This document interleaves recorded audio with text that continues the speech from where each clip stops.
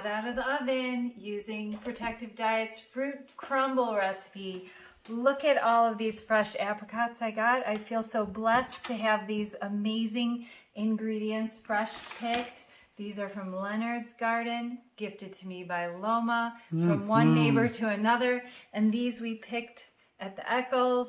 And so I had to make some special deliveries. I'm wrapping these in a little towel so I can hand them off to my two single ladies in the neighborhood. They got their little mini crumbles tonight. And I'm bringing this one over to two very important couples. And I'm so excited to share these. And when I look through Protective Diet's recipes, when I have a fresh ingredient like fresh apricots, I get so excited and thrilled that I have a recipe like the Fruit Crumble to throw together in minutes and into my oven before I even started making my dinner, so I could deliver the special delivery to my special neighbors.